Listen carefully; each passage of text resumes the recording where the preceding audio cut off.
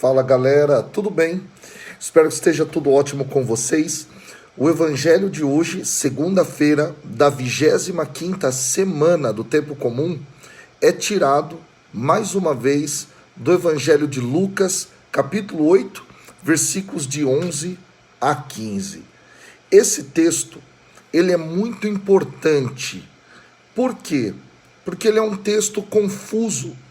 E muitas vezes as pessoas confundem qual é o verdadeiro sentido, qual é o verdadeiro significado dele. E eu quero trabalhar então esse texto com vocês. Primeira coisa que a gente precisa compreender a respeito desse texto é justamente o fato de que o que está antes dele determina a sua interpretação. Ou seja, Jesus tinha acabado de contar a parábola do semeador. Exatamente, a parábola do semeador que está no versículo 11 ao 15 desse mesmo capítulo, capítulo 8. E aí, tendo em vista isso, a gente começa a entender que Jesus complementa essa parábola do semeador com 3 curtos ensinamentos a respeito do reino de Deus, a respeito do ouvir a palavra de Deus. E aí, eu quero ler com você e eu vou explicar para que você possa entender esses 3 ensinamentos que Jesus traz. O primeiro deles, Jesus vai, de forma bastante interessante, criar uma metáfora. Essa metáfora é belíssima. Essa metáfora é assim: ninguém acende uma lâmpada para cobrir com um recipiente, nem colocá-la debaixo da cama. Essa metáfora, ela vai aparecer da lâmpada, do candeeiro, em algumas traduções, por mais 2 vezes dentro desse evangelho de Lucas. Ela vai aparecer lá no capítulo 11, versículo 33, e vai aparecer no capítulo 12, versículo 35. O que isso significa? Que para Lucas essa imagem ela é fundamental. Ela não é uma imagem qualquer. Agora, o que significa a luz? O que significa essa luz? Essa luz significa a palavra de Deus. Exatamente. Aquele que recebe a palavra de Deus não pode escondê-la.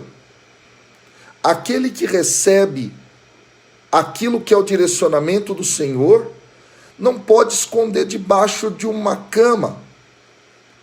Ou seja, é necessário que você coloque essa palavra em evidência na sua vida.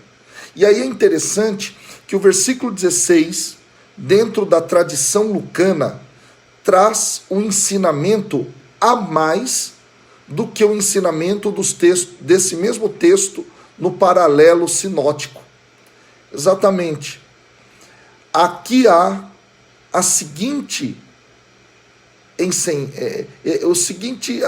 direção dada por Deus através de Cristo Jesus nesse evangelho. Diz assim que, ao contrário, coloca-o num candelabro, e aí vem o ensinamento que é próprio de Lucas, para que aqueles que entram vejam a luz.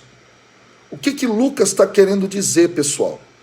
Lucas está querendo dizer que uma vez que você recebe a palavra, você precisa colocar essa palavra na sua vida e ela precisa estar em tanta evidência que as pessoas consigam enxergar essa palavra vivida aí, na sua história, na sua existência.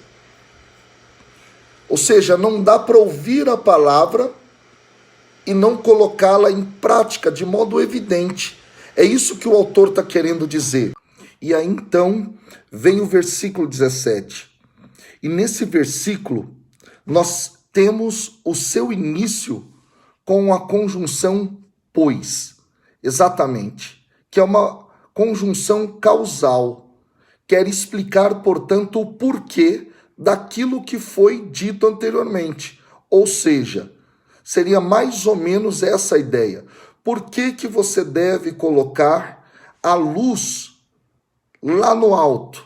Por que que você deve colocar a luz no candelabro para que todos a vejam? E aí diz assim, pois ou porque não há nada de oculto que não se torne manifesto, e nada em segredo que não seja conhecido e venha à luz do dia.